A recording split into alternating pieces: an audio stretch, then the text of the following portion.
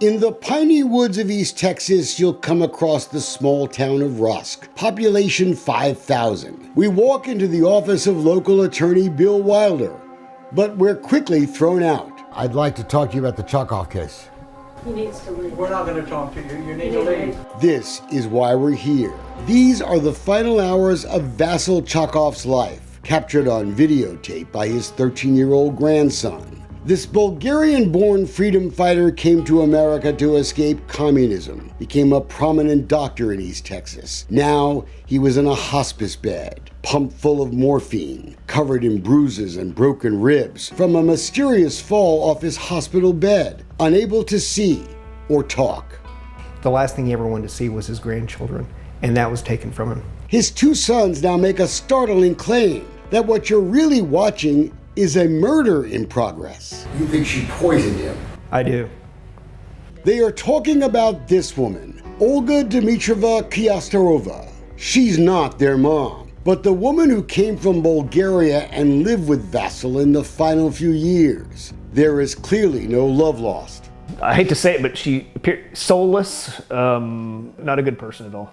I think she's evil, pure evil. Before Vasyl died, there was a bitter battle over his guardianship between the sons and Olga. There's a court order. You can't be here. You need to go. I can be here. No, you may not. No, you understand It's this. all been reversed. He's my husband. In the hours before he died, a judge had ordered the sons were the proper guardians in an emergency court hearing. And you pretend to be a good Christian woman, and you suffered nitrate. You are stupid. Olga's lawyer, Bill Wilder, was accused by the judge of, quote, deliberately and intentionally interfering with a court order, stalling for 9 months a critical psychological test that could prove whether Vasyl had dementia.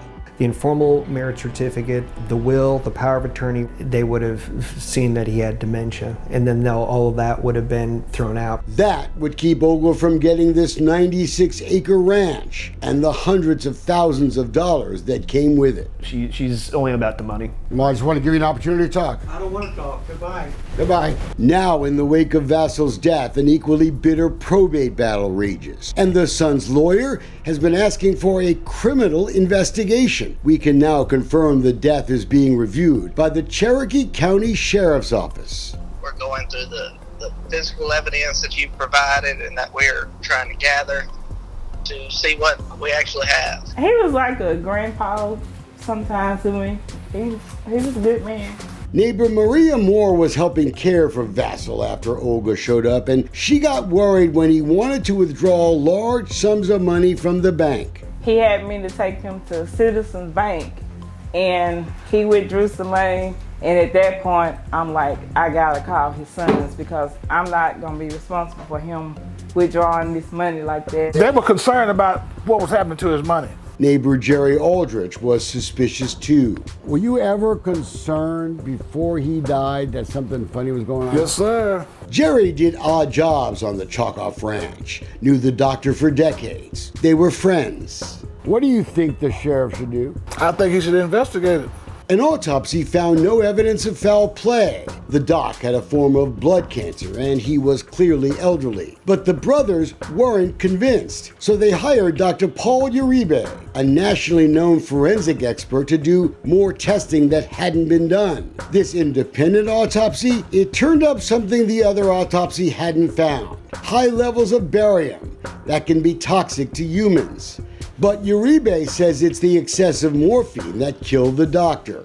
And there was no supporting evidence from the hospital or hospice for the level of morphine that he received because he did not show to have the level of pain that would require that amount of morphine. The conclusion? Vasyl Chockoff's death is a homicide. They put him in hospice under very shady conditions and got custody of him through what appears to be fraudulent means. And then they could just overdose him on morphine, and he had a ton of morphine in his system. What I know personally is that somebody forged his names 3 times on 3 documents, without any doubt. Handwriting expert Kurt Baggett is talking about the key documents Olga used to justify her attempted inheritance. The power of attorney, an updated will that cut his children and grandchildren out, and a certificate of informal marriage. Are you sure that Dr. Chekhov signed this document? Yes, of course. Did you see him sign it? Yes. And it's not even close. You know, it was not really good forgeries. The sons had spent 2 years demanding for proof there was even a marriage certificate. They say it was not in the county's records. It suddenly appeared. Change my heart, oh God. But Olga has her supporters, fellow members of the local Seventh-day Adventist church. Our friend Mr. Wilder is a member. Change my heart, oh God. How much did God give for us? So is Neil Shields, a former Houston lawyer now living in East Texas, who attends most of the hearings too. You're an Emmy Award-winning journalist. I'm a Harvard-educated lawyer.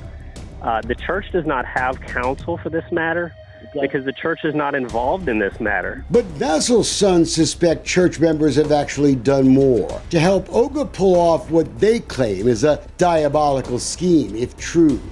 What we're fearful of is that this is not just our father.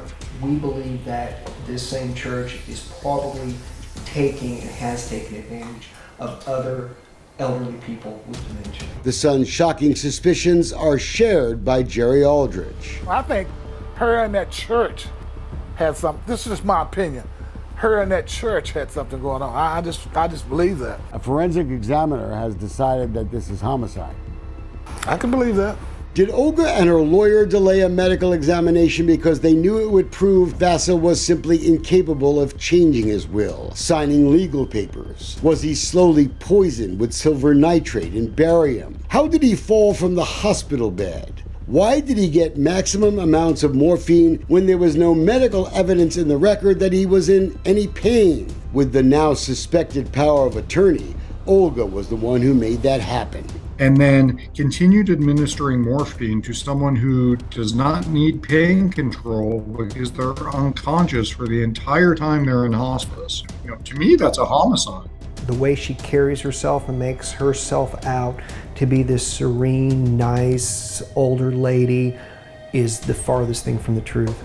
She is diabolical, she's sinister. This confrontation in the hospice room shows how deep the anger is.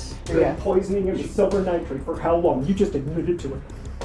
You're so, and you pretend to be a good Christian woman, and you silver nitrate. You are stupid. Cherokee County Sheriff Brent Dixon has finally opened a criminal review of the case, even though he's known about the toxicology and handwriting results for months, evidence of possible poisoning and document forgery. And I'll go to court, and I think I can prove to the court or to the jury that my findings is accurate with the evidence I have already. So far, the sheriff has declined to bring in the expertise of the Texas Rangers to help, but he'll need them to get to the bottom of this mystery. What really killed Vassal Chekhov?